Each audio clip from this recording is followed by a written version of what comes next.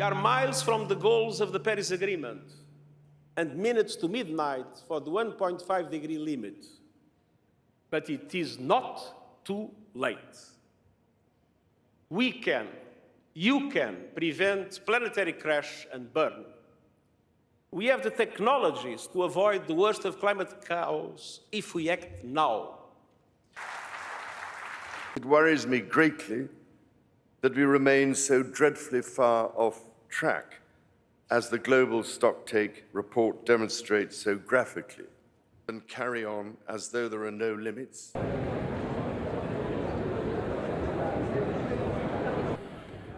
I will do everything in my power to channel the momentum you generate at the summit into an ambitious response to the global stocktake and to keep the North Star of 1.5 within reach.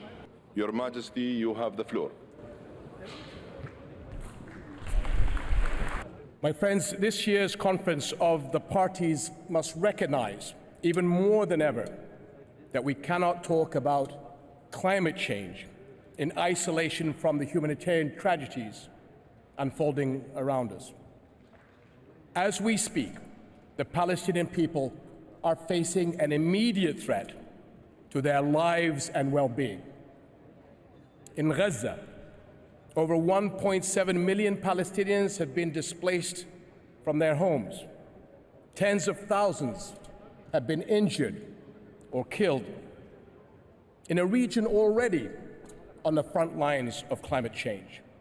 The massive destruction of war makes the environmental threats of water scarcity and food insecurity even more severe.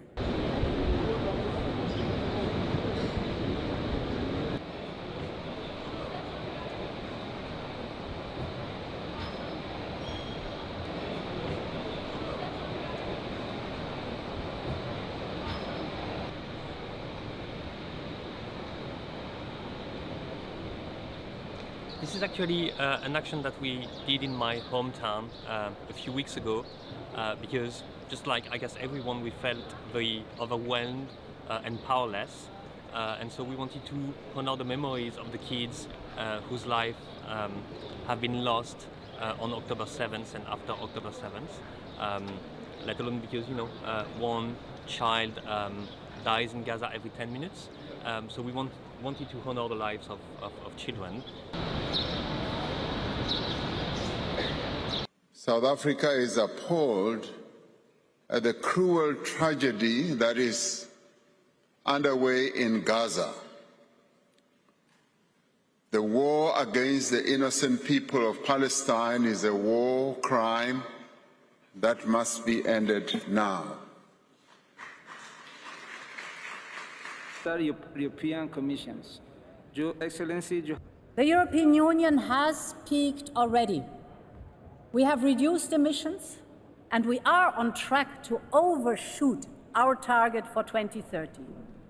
And we just adopted a law to drastically reduce methane emissions. Second, on targets. This COP can make history. Last spring, the European Union launched a call to triple renewables and to double energy efficiency by 2030. Large food estate that supply global demand. The Emirates Declaration on Sustainable Agriculture, Resilient Food Systems, and Climate Action represents a landmark commitment by now over 130 countries to better align efforts on agriculture and food systems with climate action. And today, I'm very pleased to announce that the United States is joining the declaration and will serve as a founding member of the Technical Cooperation Collaborative to help implement its vision. Around the world, 700 million people are chronically undernourished. About half of these people face acute food insecurity, meaning, quite simply, they don't know where their next meal is coming from or whether it will come at all. This crisis is made worse by our warming climate and by extreme weather events.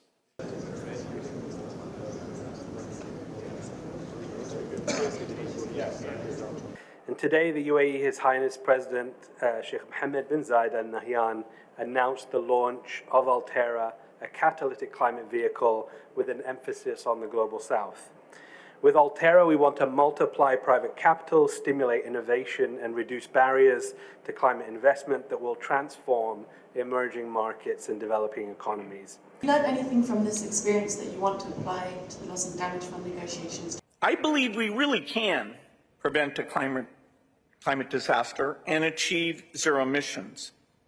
Now, as we do that, there's two things we should keep in mind.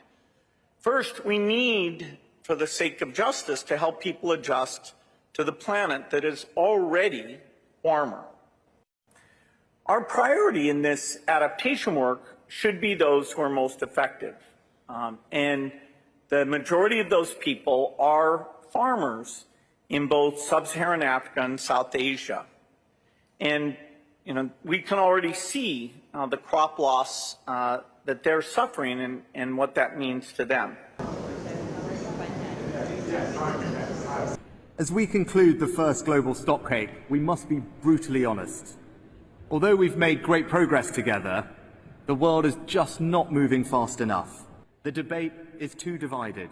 The UK is already one of the largest global climate donors, and we're tripling our adaptation finance. I've announced a further £1.6 billion for the Green Climate Fund, the UK's biggest single international climate commitment. And today, we've gone further with an additional £1.6 billion of support for clean energy and innovation, and to deliver on the historic Glasgow Forest deal, because we can't get to net zero without nature.